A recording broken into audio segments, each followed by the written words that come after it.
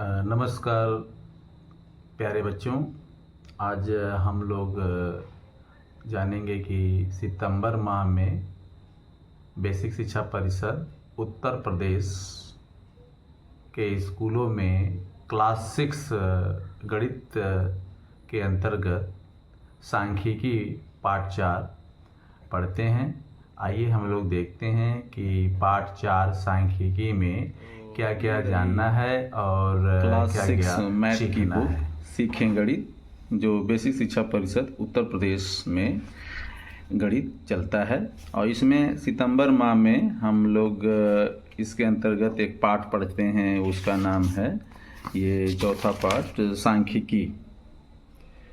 तो ये सांख्यिकी सितंबर में हम लोग इसके बारे में सीखते हैं कि सांख्यिकी आंकड़े एवं उनकी विशेषताएं, आंकड़ों को एकत्र करना, व्यवस्थित करना तथा उनका वर्गीकरण करना, अवर्गीकृत आंकड़ों की बारंबारता सारणी बनाना। 4 बातें और हैं इसमें। अवर्गीकृत आंकड़ों के चित्र, ग्राफ, पिक्टोग्राफ बनाना, अवर्गीकृत आंकड़ों के बार ग्राफ बनाना, अवर्गीकृत आंकड़ों का दंड आरेख बार ग्राफ बनाना और अवर्गीकृत आंकड़ों का मिश्रित दंड आरेख बनाना और उसकी व्याख्या करना। तो इसमें लर्निंग आउटकम भी है। लर्निंग आउटकम ये है कि बच्चे सांख्यिकी आंकड़ों को एकत्रित, व्यवस्थित, वर्गीकृत कर सकते हैं तथा उसे ग्राफ पर प्रदर्शित कर लेते हैं। चलिए आगे देखते हैं कि सितंबर माह में हम लोग इसके अंतर्गत क्या क्या जानते हैं। ये हमारा है, यहाँ से पाठ 3 सांख्यिकी है। इसके बाद चौथा पाठ है। चौथा पाठ आपके यहाँ से स्टार्ट है और इसको पेज पलटे, यहाँ से देखिए ये है। ये हमेशा हम बताते रहें कि ये जो कोड दिया गया है इसको इस दीक्षा ऐप से स्कैन करके दिए गए डिजिटल कंटेंट्स को हम देख सकते हैं। उससे भी बच्चों को बहुत हेल्प मिलता है। तो इसमें हम लोग ये कुछ हैं, देखिए ये है जैसे इसमें बच्चे कंप्यूटर जो स्कूल में सीख रहे हैं, इस तरह से हमने कहा कि MS एक्सेल पर सूची बनाना सीखें। कितने गेंदबाज हैं, कितने ओवर है, मेडन ओवर, दिए गए रन, लिए गए विकेट, ये हमारा डेटा एक तरह से इसे कहते हैं, आंकड़े। डेटा, आंकड़े संख्याओं के वे संग्रह हैं जो कुछ सूचनाएं देने के लिए एकत्रित किए जाते हैं। किसी निश्चित उद्देश्य से आंकड़े एकत्रित किए जाते हैं। आंकड़ों की विशेषताएं होती हैं। 4 विशेषताएं यहाँ दिया गया है। आंकड़े परिवर्तनशील होते हैं। सजातीय आंकड़े होने पर ही तुलना करके निष्कर्ष निकाले जा सकते हैं। आंकड़े सदैव समूह में एकत्र किए जाते हैं। आंकड़े सदैव संख्यात्मक राशि में होते हैं। आंकड़ों का संग्रह, तो आंकड़े का जो संग्रह है वो 2 प्रकार से किया जाता है। जिन स्रोतों से प्रथम बार आंकड़े एकत्र किए जाते हैं उन्हें प्राथमिक स्रोत कहते हैं, और जिन स्रोतों से पहले से ही उपलब्ध आंकड़ों से वांछित आंकड़े प्राप्त किए जाते हैं वे द्वितीयक स्रोत कहलाते हैं। प्राथमिक स्रोतों से प्राप्त आंकड़ों को प्राथमिक आंकड़े कहा जाता है और द्वितीयक स्रोत से प्राप्त आंकड़े को द्वितीयक आंकड़े कहा जाता है। ये देखिए सूची है। इस तरह की सूची बराबर बच्चे कंप्यूटर पर भी बनाते हैं MS एक्सेल में। लेकिन इस सूची से कैसे काम करना है, हमें आंकड़ों का अभिलेखन कैसे करना है, तो अभिलेखन के लिए हमें क्या क्या जानना है। जैसे इसमें ये टैली मार्क्स वाला हम बताते हैं। टैली मार्क्स, मिलान चिन्ह। इसमें देखिए नंबर लिखना है तो 1 लाइन खींचा गया, 1 2 3 4 और 5वां के लिए तिर्यक लाइन खींच दिए, जैसे यह है। इसमें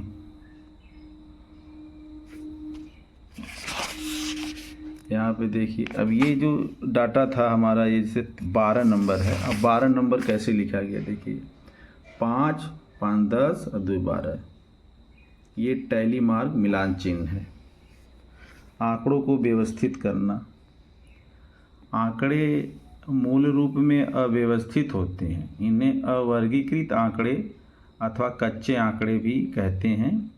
इनसे कोई उद्देश्यगत निष्कर्ष प्राप्त करने के लिए सर्वप्रथम इनको व्यवस्थित करना पड़ता है। आरोही क्रम, छोटे से बड़ा, अवरोही क्रम, बड़े से छोटा, इस तरह के प्रश्न परीक्षा में निश्चित आते हैं। वर्गीकरण, गुणों के आधार पर, वर्ग अंतराल के आधार पर, गुणों के आधार पर वर्गीकरण। गुणात्मक आधार पर वर्गीकरण वह रीति है जिसमें संकलित आंकड़ों को उनकी समानता एवं असमानता के आधार पर विभिन्न वर्गों में बांट दिया जाता है। वर्ग अंतराल के आधार पर वर्गीकरण। अवर्गीकृत आंकड़ों की सारणी बनाना। देखो, उपयुक्त आंकड़ों को आरोही क्रम में रखना।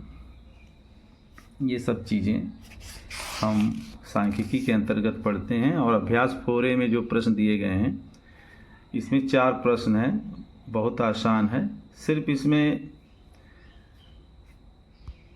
जो है आरोही अवरोही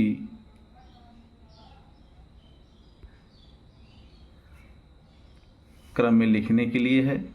ये बारंबारता बंटन सारणी है, प्राप्तांक है, मिलान चिन्ह है, शिक्षार्थियों की संख्या है। ये बारंबारता बंटन सारणी। अब बारंबारता वह संख्या है जिससे यह पता चलता है कि आंकड़ों में कोई संख्या विशेष कितनी बार दोहराई गई है। इस प्रकार ऊपर दिए गए सारणी को अवर्गीकृत आंकड़ों की बारंबारता बंटन सारणी अथवा बारंबारता सारणी कहा जाता है। बारंबारता का ज्ञान एक जो दुकान पर बैठा है दुकानदार, उसको होती है कि हमारा कौन सा सामान ज़्यादा बिक्री हो रहा है, वही रखना है, वही बिकेगा। तो बारंबारता का ज्ञान बहुत ज़रूरी है।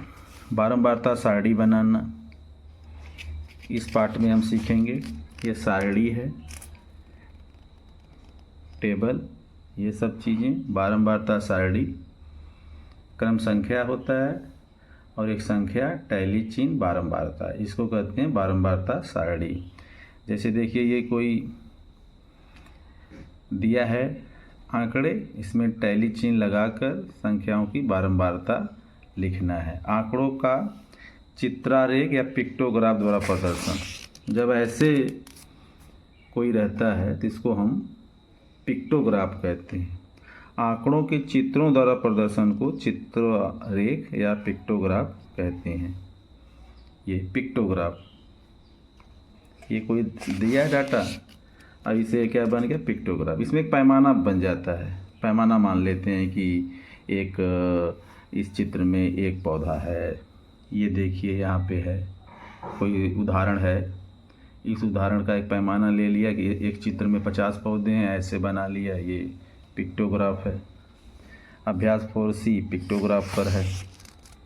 ये पिक्टोग्राफ, इस बेस पर कुछ सवाल है।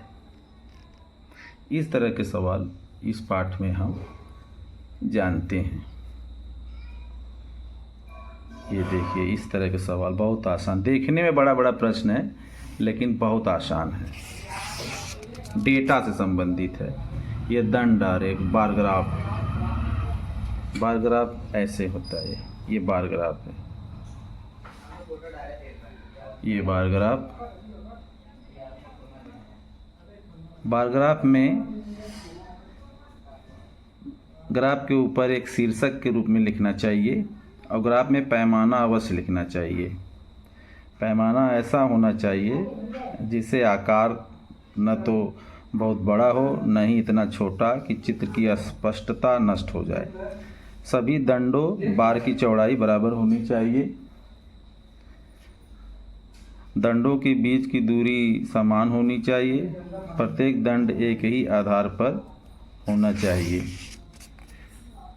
दंड आरेख की व्याख्या करना। दंड आरेख को पढ़ना। दंड आरेख का अर्थ बताना। अभ्यास 4D ये बार ग्राफ है, ये दिया है, इस पर आधारित कुछ प्रश्न दिए रहते हैं, वो प्रश्न पढ़िए और डाटा देखकर उत्तर बताइए। ये भी कोई बार ग्राफ दिया है, कुछ प्रश्न पूछ दिए गए, उसके उत्तर बताओ। बार ग्राफ दिया है, कुछ प्रश्न पूछे गए हैं और कई बार फिर प्रश्न दे देंगे, उसके बार ग्राफ बनाना पड़ेगा। जैसे ये देखिए बार ग्राफ है, ये दे दिया गया, इसका बार ग्राफ बनाइए। बार ग्राफ बनाने के लिए देखिए सब निकाल लीजिए, उसके बाद ये बार ग्राफ बन गया इस तरह से। ये बार ग्राफ, इस तरह के प्रश्न इस पाठ में हम देखेंगे। और आगे चलिए, ग्राफ पेपर पर दंड चित्र बनाने के सोपान हैं इस पाठ में। कोई चीज़ देखकर घबराइए मत, उसको समझिए तो वो बहुत कठिन नहीं होता है। सभी पाठ एक दूसरे से संबंधित ही हैं, कुछ मिक्स होते हैं। देखिए इसमें मिक्स है, तीन है इसमें, एक बालक है, एक बालिका है, योग है, मिक्स ग्राफ यहाँ पर है। ये मैं पूरा इसमें दिखाने का प्रयास कर रहा हूँ कि आप लोग जान जाएं कि इसमें हमें कितना सीखना सिखाना है। ये सभी के लिए उपयोगी है, कोई टीचर हो या बच्चे, सबको ये जानना है कि अभ्यास में क्या क्या दिया गया है और किस तरह के प्रश्न हैं और किस तरह के प्रश्न बच्चों को जानना है, सिखाना है। सारी चीज़ें मैं इस वीडियो में दिखाने का प्रयास किया हूँ और हमने क्या सीखा ये भी दिया रहता है। चलिए एक बार इसको पढ़ लेते हैं। किसी निश्चित उद्देश्य से एकत्र किए गए संख्याओं के संग्रह को आंकड़े कहते हैं।